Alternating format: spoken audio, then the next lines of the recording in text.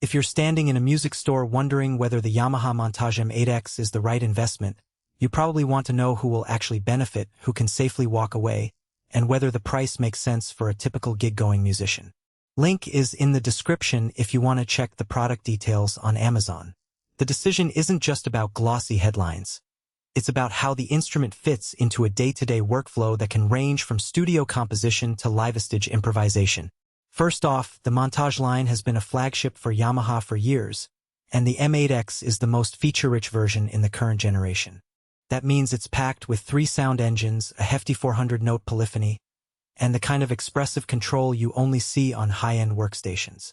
But all that power comes with a steep price tag, and the real question is whether you'll actually use those capabilities or end up paying for features you'll never touch.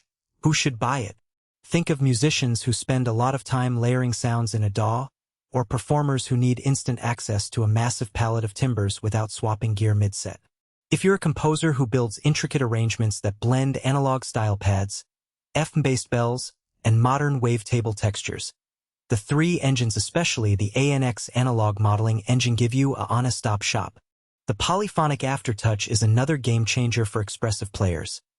It lets you press each key individually to add vibrato, filter sweeps, or subtle pitch bends, which is something you can't fake with a simple modulation wheel. On the flip side, if you're a beginner who's just learning basic chords or a hobbyist who mostly plays a single synth sound in a band, the Montage might feel like overkill. A less expensive workstation or even a dedicated synth module could cover your needs without the heavy investment. The same goes for touring musicians who prioritize a lightweight rig. The M8X weighs in at around 27 pounds, and that mass adds up when you're loading a road case with other gear. Now let's talk about daily usability. In my studio, the first thing I notice is how seamless the sound switching really is. When I'm layering a pad underneath a lead, I can jump from one patch to another with a single press, and there's literally no audible dropout. That smoothness is a practical strength when you're recording a track in one take. You can keep the performance fluid instead of stopping to load a new preset. The 88-key GEX keyboard with graded hammer action feels familiar to piano players, and the addition of Polyphonic Aftertouch adds a layer of nuance that's useful for expressive piano-style passages as well as synth leads. A practical weakness shows up when you start digging into deep editing. The interface is dense, with multiple screens, knobs, and menus. While the touchscreen helps, navigating the sound engine parameters can still be a bit of a learning curve. For someone who wants to tweak a filter cutoff on the fly, you'll spend a few seconds hunting for the right page unless you've pre-programmed a macro. In a live setting, that could mean you're fiddling with the UI while the audience is waiting. The workaround is to set up dedicated performance controls ahead of time, but that preparation time is something you need to budget for.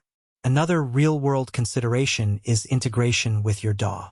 Yamaha includes the expanded softsynth plugin, which essentially lets you run the M8X's 3 engines as a VST inside your computer. I tested it with Logic Pro X and Ableton Live, and the plugin mirrors the hardware sound perfectly, no noticeable latency, and the same polyphony limits apply. That's a big plus if you want to use the M8X both as a standalone stage instrument and as a soft synth for composition. However, the plugin does require a fairly recent computer, and you'll need a reliable USB-to MIDI connection to keep the hardware and software in sync. It's not a deal breaker, but it's a hidden cost you should factor in. What about reliability? Yamaha's track record for durability is solid, and the Montage has a sturdy metal chassis that can survive the usual road wear. The key action holds up after months of heavy use, and the knobs feel robust enough not to wobble during frantic performances. I haven't encountered any firmware glitches, but there are occasional reports online of the display freezing after a long session, something you can usually resolve with a quick power cycle. It's not a common problem, but it's worth noting if you plan marathon gigs. If you're weighing value, break the price down into the capabilities you actually need. The 400-note polyphony means you can stack several multi-layered patches without voice stealing, which is crucial for dense cinematic scores or complex electronic sets.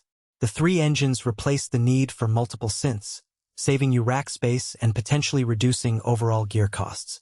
The Polyphonic Aftertouch is a feature you'll rarely find at this price point, and it adds a level of expression that can differentiate a live performance from a static playback.